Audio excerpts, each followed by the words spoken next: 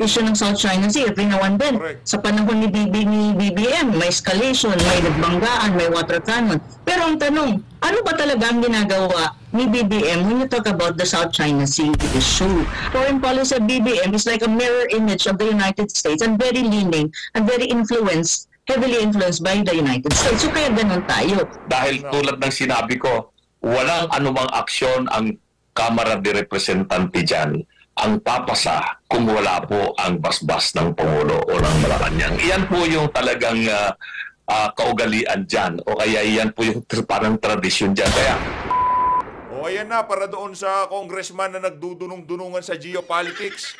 Para dito kay Congressman Ortega, makinig ka dito kay Prof. Ana Malindog. Uy, para naman pagka nag-press-con kayo dyan sa House of Representatives, hindi kung ano-ano yung mga pinagsasabi mo. Ayun na nga mga kababayan, marami hong natuwa sa nakarinig ng balita na to na itong si Congressman Rodante Marcoleta handa na kung sakaling ituloy-tuloy ang impeachment na yan, na maging defense lawyer nitong si Vice President Sara Duterte. Pero bago lahat ng yan mga kababayan, isang like at isang subscribe, sobrang saya na ho natin dito sa PH Update. At sa mga gustong sumali sa ating community, i-click nyo lang ho yung join button sa baba para kayo ho pinakaunang makakita sa ating mga reaction video. Sa susunod na video ko na ho i-shoutout yung mga kasama natin na talaga na mga yung pagpapakulay sa comment section parang wala nang bukas. Maraming salamat ho Sa susunod na video ko na ho kayo i-shoutout kasi medyo marami-rami ho tayong tatalakayin dito sa video na to. Ayun na nga Kong Rodante Marcoleta handang maging abogado ni BP Sara kung sakaling matutuloy ang impeachment. Palakpakan ho natin itong si Kong Dante. Grabe, napakarami hong natuwa sa ating mga kababayan noong nabalitaan ho nila yan na talagang kung sakaling itong si Congressman Rodante Marcoleta ang maging abogado nitong si BP dyan sa impeachment na yan, talaga hong maghahalo ang balat sa kinalupan.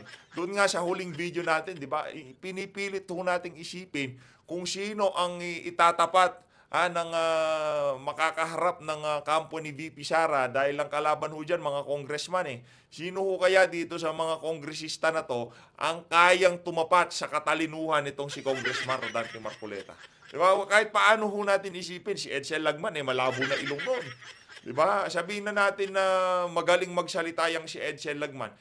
Wala na Kumbaga, tapos na yang si Congressman Edsel. Pagdating sa debate, hindi makakapalagyan dito kay Congressman Rodante Marcoleta. Sino? Si Luis Tro? Naku, hindi pwede. O yung si Barbers, di naman abogado. Lalamunin lang siya ng buhay nitong si Kong Dante. Sino yung ihaharap nila? Si Tambaluslos? Naku, magmumukhang katawa-tawa yun. Alam lang nun, magpalaki tiyan. Hindi ubren dito kay Congressman Marcoleta. Wala pa ho tayong naiisip. Rufus Rodriguez? Rufus Rodriguez, pwede. Pero hindi yung makakaporma kay Congressman Marcoleta. Lahat ng mga abogado na naiisip natin na pwedeng pumunta doon sa kabilang kampo, ika nga, wala pa ho tayong nakikitang makakatapat sa husay ng mama na to. At kung sakaling matuloy man yan, Congressman Marcoleta, naku, kahit hindi na ho kayo mangampay niya. Siyempre, ang iniisip naman siguro nitong si Kong Dante, yung mga lugar na dapat sana matagal nang nakaschedule yan at talagang gusto siyang makadaupang palad ng ating mga kababayan sa iba't ibang bahagi ng Pilipinas, talagang mapupurnada ho yun kung sakaling matuloy na mag-abogado itong si Kong Dante dito kay Vice President Sara Duterte. Heto pa ho mga kababayan, Eto mga kababayan, dahil papunta na ho tayo sa ating main topic, gusto ko ho munang paalalahanan yung mga kasama natin dito sa PH Update. Gusto ko ho munang paalalahanan na itong si Vice President, tingnan nyo kung nakailang boto yan ng gugulo na yan sa Pilipinas. Sa totoo lang, ito lang hong mama na to, itong nasa baba na to, yan ho ang panggulo sa Pilipinas, sa totoo lang. Yang si Romualdez, yung kanyang pagiging ambisyoso, ganid sa kapangyarihan. Ang gusto ko kasi niya, mahalin siya ng tao. Kaso nag-umpisa ho siya doon sa maling hakbangin. Hindi ho ganyan magpamahal sa sambayan ng Pilipino. Yung tipong nakasaludo ka, naglalakad ka, hindi ka naman presidente, hindi ka... alam nakahanda lang ho ata ang ganyang klaseng seremonya sa presidente at vice presidente. Pero sa congressman ng Leyte, hindi ho kasali yan sa mga ganyang klaseng protocol. Ito si Vice President Sara Duterte nakakuha ng 32,208,417 votes noong nagdaang eleksyon. Palakpakan natin sa mga bumoto kay VP Sara at mapanggang sa ngayon, nasa likod ni VP Sara. Saludo ho sa lahat ng yan, di ba? Isang matikas na saludo. Ito naman nung si Marcos Jr., kaya nga nanalo yan dahil kay Vice President Sara Duterte. Sinasabi ho nila kesyo ang nagdala daw kay VP, itong si Marcos Jr. Siguro sa mga hindi pa ho nakapanood doon sa video nitong si Senator Amy Marcos, na inamin niya, sinabi nila dito kay BP, pagka hindi ka naging Vice President ni Bonget, tatalunin kami ni Lenny. Alam ho nila, kaya huwag kayong mag-angas na kesyo nanalo lang yan si BP dahil dyan sa mga loyalista. Kung may, yung solid north na pinagmamalaki nyo, para doon sa mga taga-norte na taga-suporta ni BP, di na ho kayo kasama dito sa banat na to. Lilinaw ko lang. Para doon sa mga loyalista na nasa solid north na pinagmamalaki nyo, tigil-tigilan nyo yan. Hindi ano yan. Yung mga nasa Mindanao, walang north, walang solid north. Buong Mindanao. Buong kapuluan ng Mindanao, pagka sinabi mong Duterte, mabilis pa sa alas 4 ng umaga, pupunta yan para sa mga Duterte na yan. Susundin nila kung anong sasabihin ng mga Duterte. Kaya yung mga solid north, ilan na lang kayo dyan. Si Chavit umalis pa. Nakakuha ng 31 million votes. At ngayon, ito ang pinakamatindi. Kaya ako pinapakita to, magsilbing paalaala sa mga kababayan natin na yung naghahasik ng lagim, naghahasik ng kaguluhan sa ating bansa. Paano natin di masasabing naghahasik? Di ba? Tingnan niyo naman ang ginagawa niya sa House of Representatives. Kung siya talagang para sa ikabubuti ng ating bansa. Sinabi na ng kanyang pinsan na si Marcos Jr. na tigilan nyo na yan. Marami tayong problema. So anong ginawa niya? Imbis na, ikaw ba naman? Speaker of the House ka, sabihin mo na okay, papasukin nyo yan. Pero ngayon pa lang sinasabi ko na sa inyo, walang makukuhang boto yan. Sa tingin nyo ba meron pang maglalakas ng loob na maghahain ng impeachment laban dito kay BP? Tanga ka na lang pagka sinabi ng speaker na ituloy nyo yung gusto nyo, makabayan, akbayan, Senator Leila de Lima. Pero ang sinisigurado ko sa inyo, magmumukha lang kayong tanga dyan. Walang makukuhang boto yan. Sa tingin nyo, maghahain pa yan ng impeachment? Walang maglalakas ng loob na maghahain. Umikot yung bola, Naging 7 habang nagre-react tayo. Walang maglalakas ng loob na maghahain ng impeachment pagka sinabi ng speaker, walang botong makukuha yan. Tapos ang usapan. Pero dahil lumakas ang loob nitong mga walang yang to, doon pa lang sa mga pronouncement nitong si Tambaluslos pagka nagsasalita siya dyan sa House of Representatives, kailangan maging accountability. Walang makakapigil sa amin. Talagang kailangan malaman namin kung saan dinala yung pondo. Doon pa lang sa mga pronouncement na yan, yung mga nagtatangka na gipitin itong si BP Sara, talagang lalakas ang loob ng mga yan. Diba? Ganun lang naman ho. Yan ho ang boto na ng politiko na pinipili na nagiging sanhi sa pagkakawatak-watak ng Pilipinas. Martin Tambaluslos Romualdez, alam niyo yung boto kung gaano karami? 181,480. Anak ng doka. Ganyan lang pala kalaking boto, kaya mo nang guluhin, pagkawatak-watakin ng buong Pilipinas, di ba? Itong mga tao na to na bumoto sa kanya, sila ho ang sanhi. Naging sanhi. Sabagay, naloko lang naman yung mga yan nabigyan ng ayuda o kung ano pa man. Sila ho ang naging sanhi sa pagkakawatak-watak ngayon ng ating bansa. Yang 181,480. Pero yung 32 million, yan hong 104, ganyan nga ang labo, di ba? Itong 181, ginugulo ho nila yung 32 million. Kala ko bang tayo dito, demokrasya. The voice of the people is the voice of God. Ito, 32 milyon. Boses ng taong bayan. Boses ng Diyos ang nagluklok dito kay BP Sara. Ngayon, ginugulo nitong minority na 181 milyon. Naku, pakaisipin nyo ho ng maigi yung mga pinag-uusapan natin dito para pagka nakikita nyo tong si Tambaluslos, nakikita nyo ho yung 181,000 na bumoto sa kanya. Diyan sa Persia District ng ng Leyte. Para maalala nyo, naku, ito na yung 181,000 na votes na ginugulo nyo yung 32 million. Para malinaw ho, di ba? Ito na mga kababayan, rekta na ho tayo dito kay Prof. Ana Malindugoy. Sa mga di pa ho nakasubscribe sa SMNI, subscribe ho tayo ha. Subscribe. Okay, umpisa na ho natin to. Itong si Prof. Ana Malindugoy, isang geopolitical analyst. Geopolitical analyst, hindi kagaya ng mga congressman na nag-a-analysan lamang. Ito ho, geopolitical analyst. Hindi ho, yun ho talaga ang titulo niya. Ha? Kaya mahusay ho yan pagdating sa geopolitics. Geopolitics analyst. Ito ho, si Prof. Ana Malindugoy. Mar, at maraming salamat sa pag-imbita niyo sa akin sa inyong programa sa gabing ito. Opo. Prof, ano bang masasabi mo rito? Alam mo, nung nakasubaybay ako sa mga posting din ng international relations scholar na si Sas Rogando Sasot, ilang araw nakalipas, nabanggit niya na, tingnan nyo, sa mga susunod daw na araw, meron talagang mangyayari dyan sa West Philippine Sea na mga issue. At ito nga nangyari nga. Pero ano nakikita mo dito, Prof? Meron bang bago dito sa ganitong sistema? Kasi lagi na lang nating naririnig, and kung mababasa natin sa mga komento, sabi ng mga netizen, anay na lang ganyan, reklamo na binomba, anong next? Anong gagawin natin?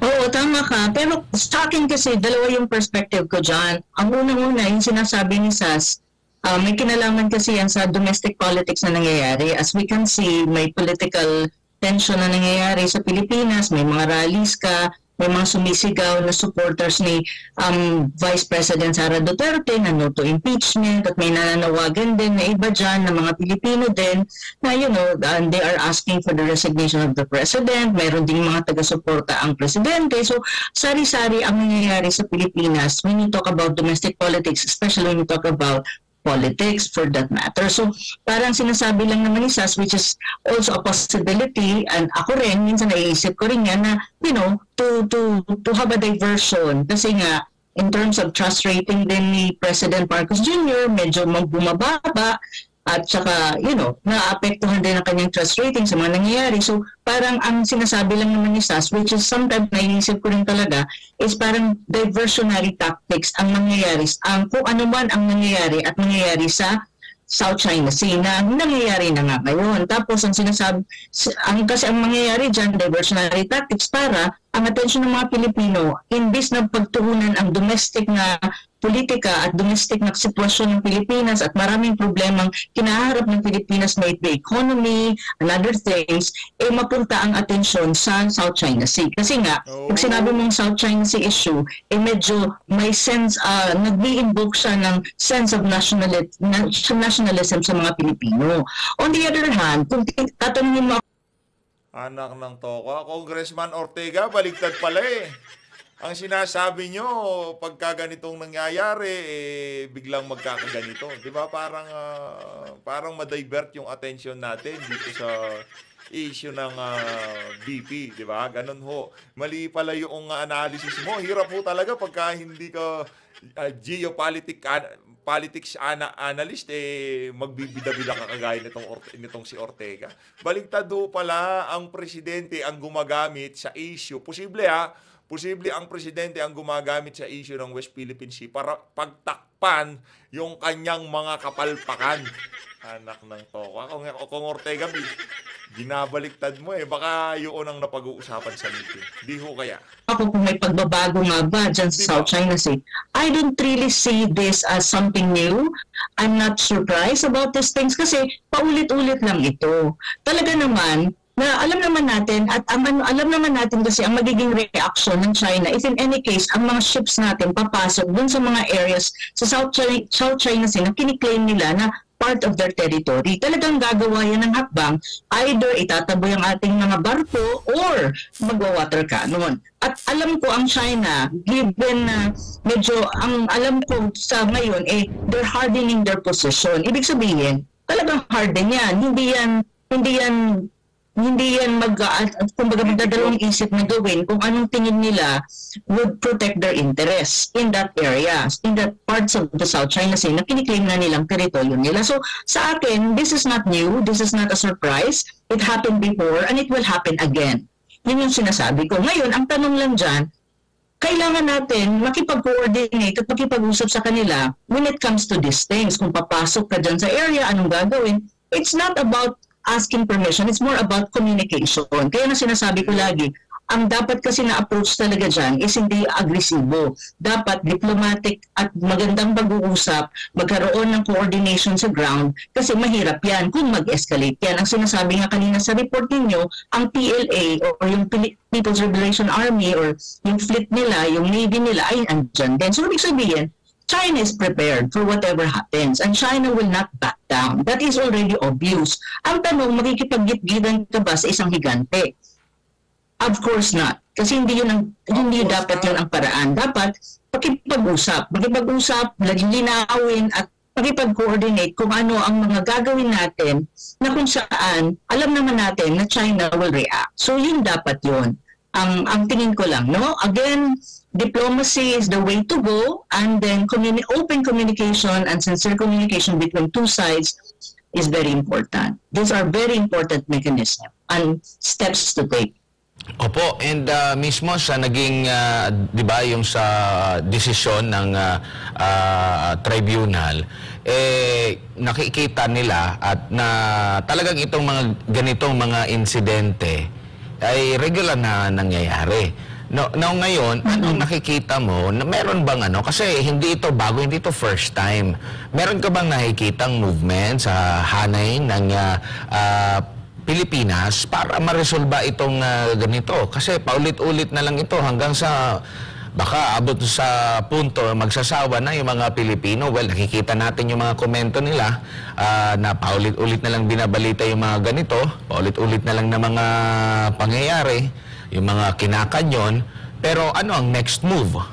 Hihingi na naman ng tulong sa Amerika. Hanggang ngayon, wala pang nakikita natin na tulong mula sa Amerika. Meron sila sinasabi hanggang sa bibig lang. Yun na nga ang yun na nga ang natin dito kasi actually hindi lang magsasawa, baka magsawa. Karamihan ng Pilipino nagsasawa na. Nagiging na yan parang immune na ang mga Pilipino sa issue ng South China Sea. Every now and then, sa panahon ni BBM, may escalation, may nagbanggaan, may water cannon. Pero ang tanong, ano ba talaga ang ginagawa ni BBM when you talk about the South China Sea issue? Ang tanong kasi dyan, dapat ina-assess ng gobyerno, lalo na sa panahon nito ni President Marcos Jr., kung ang kanilang approach at kanilang taktika and strategy towards the South China Sea vis-a-vis China is actually effective and efficient. Now, if it's not effective, probably there's a need to change strategy. Strategy that will not escalate tension but rather de-escalate tension. Pero yung basic kasi talaga dyan na approach is diplomasya at makikipag-usap ka. Pero ang problema kasi ng ating gobyerno ngayon under BBM and our foreign policy and approach to the South China Sea is not necessarily about the Philippines. It's all about the America kasi very influence naman talaga ng Amerika or ng United States ang ating approach dyan sa South China Sea. Hindi naman kasi yan ang approach before Ngayon lang nangyari yan sa under BBM kasi foreign policy of BBM is like a mirror image of the United States and very leaning and very heavily influenced by the United States. So kaya ganun tayo. Yung kanilang gustong strategy na megaphone diplomacy, git-gitan dyan sa South China Sea, hindi yan effective and it will not result into a peaceful negotiation or a peaceful resolution. Ang problema nga dyan, ang sinasabi mo, Admar, baka mauwi pa tayo sa gitgitan to the point na magkakaroon pa ng escalation in a level na military. Kasi nga, feeling ng gobyerno ni BBM na he will be backed up by the United States. Ang problema, the United States is not really committed. Nakikita na ba kayo ng action talaga na action ng United States? Hindi rin. Pero mag-action man ng United States, that would be to our disadvantage. Kasi military conflict tayong involved dyan, hindi naman directly ang United States. We are like a pawn of the United States. So Naku, paano ba yan? Yung mga nanggigigil dyan sa issue ng West Philippine Sea. Oh, kung sa kabase, hindi naman tayo analyst. Ito, geopolitics analyst yan eh. Geopolitical analyst, itong si Prof. Malindogoy. Kung sakali ko palang magkaroon ng, mag-escalate yung tensyon na dyan sa West Philippine Sea, kahit tulungan ho pala tayo ng mga sinasabi niyong nandyan na yung mga kano. Tutulungan tayo, ang dami nilang EDCA. Disadvantage pa rin ho pala sa atin. Paano ba yan? O anong ibig sabihin nun? Babagsak, sasansad ang ating ekonomiya. Kasi ang daming uncertainty sa ating bansa. Di malaman ng mga mamumuhunan kung anong mangyayari sa mga susunod na panahon. Di ba? Walang magbabalak na mamuhunan kasi merong lumalaking kaguluhan dyan sa West Philippine Sea.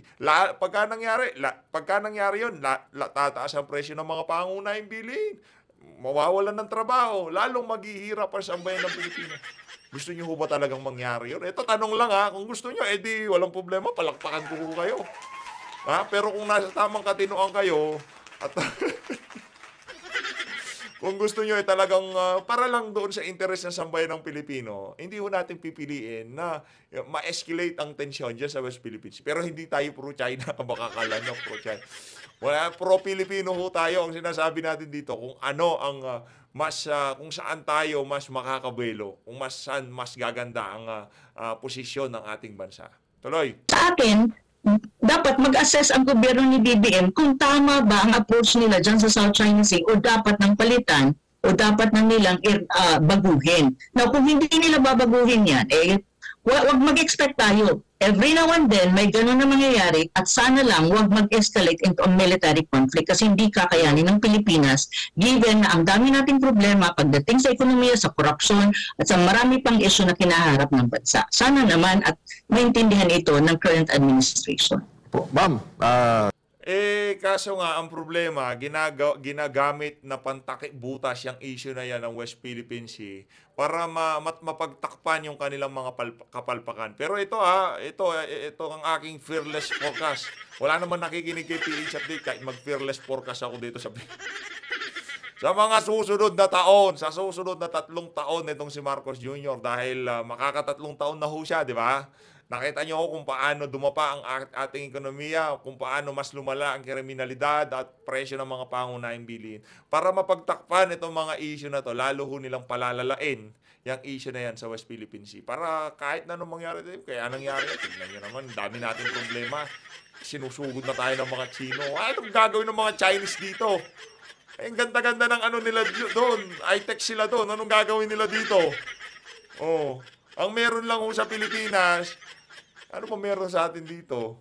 Meron tayong mga tambaluslos. Marami tayong mga snatcher, mga drogista. Anong gagawin nila dito? Panoorin nyo na lang ho yung isa ho sa mga lugar na gusto nating puntahan at di pa ho tayo nakakapunta. Kumbaga nasa bucket list natin nga. Ayan China, gusto ho nating pumasyal dyan. Dahil yung kultura dyan, yung kanilang history talagang napakataba. Gusto ho nating magpunta dyan para makita yun. Pero hindi pa ngayon, syempre. Magawa pa tayong reaction video. Mamaya na lang. Dito ho sa bahagi ng video na to, napakinggan ho natin ang mga punto de vista nitong si Attorney Raul Lambino. Kaugnay sa mga nangyayari ngayon sa ating bansa, lalong-lalo na itong ginagawang panggigiba dito kay Vice President Sara Duterte. Veteran lawyer, PDP Laban official. Pakinggan ho natin, Attorney Lambino. Nasa panig ng ibang bahagi ng mundo. opo. Sir, kayo pa po ba ay nag-a-advise pa rin sa mga legal na bagay-bagay kay former President GMA ngayon? Nakakapag-usap pa naman kami at paminsan-minsan pag meron siyang gustong isangguni sa akin, ay pumupunta ako sa kanya at galing ako sa kanya 2 weeks ago at nag-usap naman kami.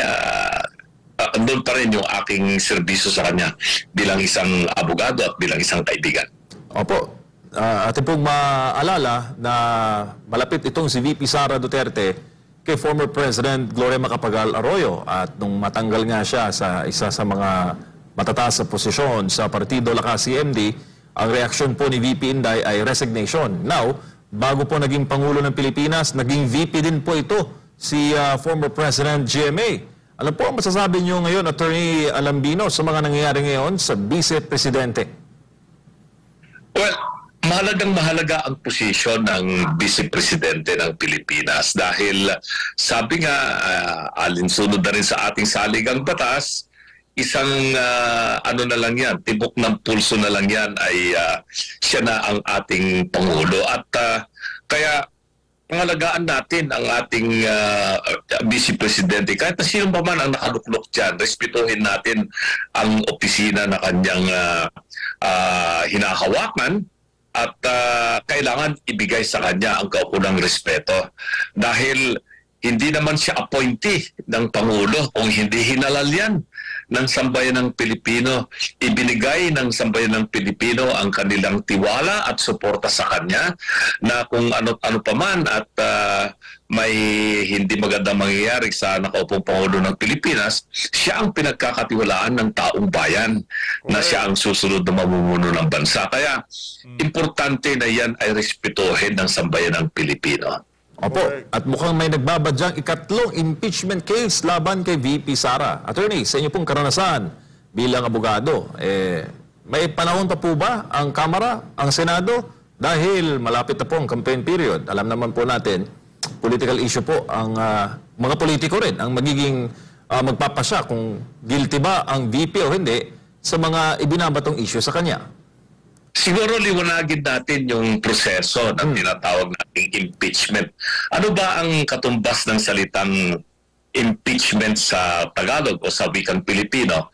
Ang ibig sabihin po ng impeachment ay inaakusahan ang isang tao ng hindi kanais-nais na ginawa niya na salungat sa saligang batas kung kaya't inihahain ang isang akusasyon sa Kongreso ng Pilipinas upang maaari siyang matanggal sa pwesto na kinaluluklukan niya o kaya'y masensure or mareprimand. Depende na po yan sa magiging hatol babaya ng Senado kung ang impeachment ay ihahain ng Kongreso o yung mababang kapulungan sa Senado. Itong mga nagsampa ng mga kaso ngayon ng impeachment sa Kamara de Representante, kung ano-ano yung kanilang mga binabanggit dyan ay malamang ito yung sinasabi ng provision ng Constitution sa Article 11, Section 3 ng ating saligang batas 1987 Constitution. Ito yung accountability of public officers. So, ang mga grounds for impeachment o pwedeng maging akusasyon dyan ay treason, bribery, graft and corruption, betrayal of public trust at saka other high crimes. Alam naman po natin na ang mag-i-initiate ng impeachment ay yung mababang kapulungan. At ang mababang kapulungan, ano man ang sabihin ng nakaupong Pangulo ng Pilipinas, susunod po ang mababang kapulungan. Kaya walang magtatagumpay na impeachment diyan sa mababang kapulungan kung wala po ang basbas ng palasyo ng Pilipinas. Maliban lamang kung ang inaakusahan ng impeachment ay yung mismong Pangulo ng Pilipinas. At ano ba ang kinakailangang boto para maihain yung reklamo sa Senado? Kailangan ng 1/3 of the total members ng House of Representatives ang boboto upang yung mga reklamong impeachment na inihablana ng kung sino man yung mga nagre-reklamo ay maidadala o mapapadala sa Senado. So ulitin ko, anuman ang gagawin ng House of Representatives, maging yan ay pagpasa ng batas, pagpasa ng resolusyon, o kaya'y paghahain ng impeachment sa Senado, meron at merong basbas yan ang palasyo ng Pilipinas. Kaya kung yung katanungan ay meron pa bang panahon para maihain ang impeachment dyan sa Senado at ipapasabayan ng Kongreso ng Pilipinas o mababang kapulungan, magdedepende po yan kung ano po yung sasabihin ng palasyo. At susunod yung mga congressmen dyan. Kung sabihin ng palasyo na wala ng panahon, itigil nyo yan, ay walang matutuloy na impeachment. Pero pag ang basbas ay meron, ay matutuloy yan kahit na ano pa man po yung magiging dahilan yan. Madali lang po ang mag-akusa. Ang mahirap lamang po ay kung meron ba silang pruweba. Pero pag paghahain ng impeachment, madaling-madali po nilang gagawin yan kung gugustuhin po ng palasyo. Opo. Pero nauna na po nagbigay ng mungkahi ang Pangulo, Attorney Lambino, na ayaw niya na masampahan dahil hindi naman na ito nakakatulong sa mga mayorya ng mga Pilipino. After nun, nakadalawa lang so far ngayon. May mga report na mukhang 3 impeachment cases ang ipa-file sa Vice Presidente. So, parang nangangahulugan na walang boses ang Malacanang sa Kamara.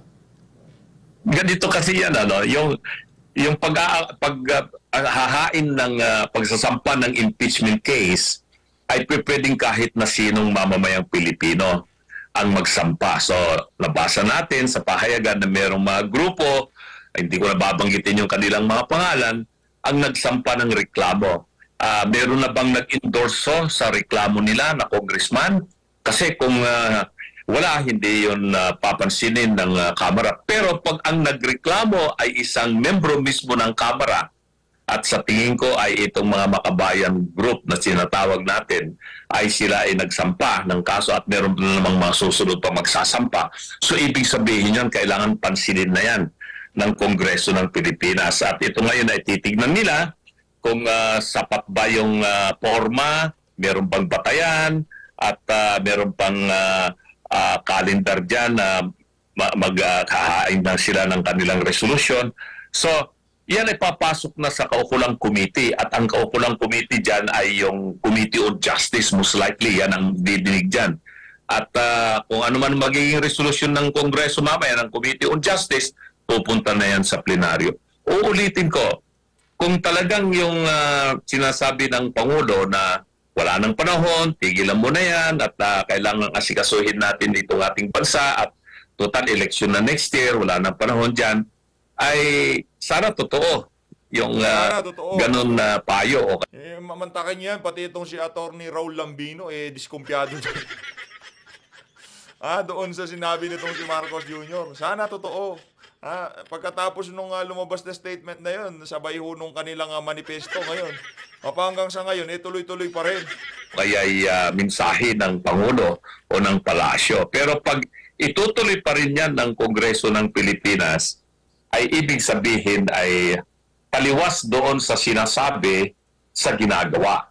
Dahil tulad ng sinabi ko, walang anumang aksyon ang Kamara de Representante dyan ang papasa kung wala po ang basbas ng Pangulo o ng Malacanang. Iyan po yung talagang kaugalian dyan o kaya iyan po yung parang tradisyon dyan. Kaya hindi maaaring magkaroon ng isang speaker o kaya maging mataas na ang katungkulan na congressman dyan sa mababang kapulungan kung wala po ang basbas ng Pangulo ng Pilipinas. Sa messaging naman po, Attorney Lambino, sa taong bayan, dahil ultimately, susubaybayan ng taong bayan ang mga proceedings dyan sa mababang kapulungan. Pero ang malinaw dito kasi, ang impeachment ay isang magastos. Pangalawa, iyan ay magkakawatak-watak ang bansa. Marami ang masasaktan. Masasakripisyo ang ekonomiya ng Pilipinas. At yung taong bayan ay maaaring magkaroon ng kaguluhan. Pwedeng mangyari yon. At yun ay sana ang wag na nating hindi na sana matuloy yan o hindi na ipagpipilitan pang gawin yan. Kasi 32 million alalahanin natin. 32 million na Pilipino ang bumoto kay Vice President Inday Sara. Hindi pwedeng baliwalain natin yung boses ng 32 million. At palagay ko ay hindi papayag ang Pilipino na matatanggal si Inday Sara sa kanyang posisyon. Kung sakali man na makuha yung 1/3 na boto ng mga membro ng Kamara para maisampa yung kaso sa Senado, ay sa tingin ko hindi rin makukuha yung 2/3 sa Senado para siya ay makundi o kaya matanggal sa pwesto bilang vice presidente. Kaya ang aking palagay dyan ay isang malaking istorbo sa ating bansa, malaking sakripisyo para sa ating bayan, at ang kahirapan sa ating bansa ay laganap. At kailangan ang pamahalaan ngayon, lalong-lalo na ang Kongreso ng Pilipinas at ang Senado at siyempre ang Palasyo, pagtuon ng pansin muna itong mga problema ng sambayan ng Pilipino na hindi politika. Kasi ang impeachment ay isang political action kasi yan eh. Politika lang yan, hindi naman po yan para matugunan ang kahirapan o ang problema ng bayan. Bagkos magdadagdag pa ng malaking problema sa sambayanan yan pag yan ay kanilang ipagpipilitan at itutuloy na gawin. Sir, bago lang si partner Admar, malapit po kayo kay GMA. Kongresista po ngayon si Madam. Hahayaan niyo po ba, tingin niyo, sa pagkakakilala niyo po sa inyong dating kliyente na may impeach ang Vice Presidente? At ano sa inyo, napag-usapan po ba ninyo yan, sir, nung 2 linggo nakakaraan na kayo po ay nagkaroon ng huntahan sa dating Presidente ng Pilipinas? Nung nagkausap kami 2 weeks ago, hindi namin napag-usapan yung tungkol dyan sa mga hakbangin na pwedeng gawin nila kay Vice President Inday Sara. Pero sa aking palagay ay nakaranas din ng ganyang kahirapan si dating Pangulong Gloria Arroyo nung siya ay Pangulo pa. Kung ilang mga reklamo ng impeachment ang inihain ng mga katunggalin niya sa politika.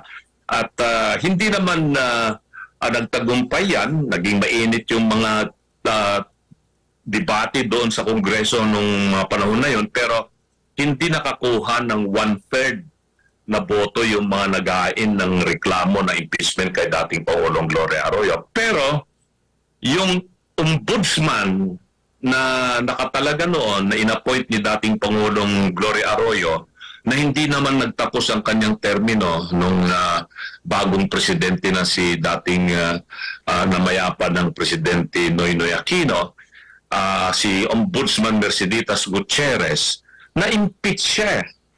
Na-impeach siya sa House of Representatives. Pero bago mag-umpisa yung hearing sa Senado, minabuti ni Ombudsman Merceditas Gutierrez na mag-resign na lamang sa kanyang pagiging ombudsman kaya hindi na nagkakaroon ng hearing sa Senado. Sa ating history ng impeachment magmula noong 1987, dadalawa pa lamang ang nai-impeach, si dating Pangulong Joseph Estrada at si dating Ombudsman Merceditas Gutierrez. Kaya tingnan natin kung itutuloy pa rin ng Kamara yan na ipagpatuloy yung impeachment na inihain ng kung sino man mga nagreklamo at babaliwalain nila yung binabanggit ng Pangulo na huwag nang ituloy yung impeachment ay kung makakakuha nga ng 1/3 na boto. At tulad ng sinabi ko, ano man ang magiging aksyon ng Kamara dyan ay kung ano ang nais ng Palasyo, yun ang masusunod.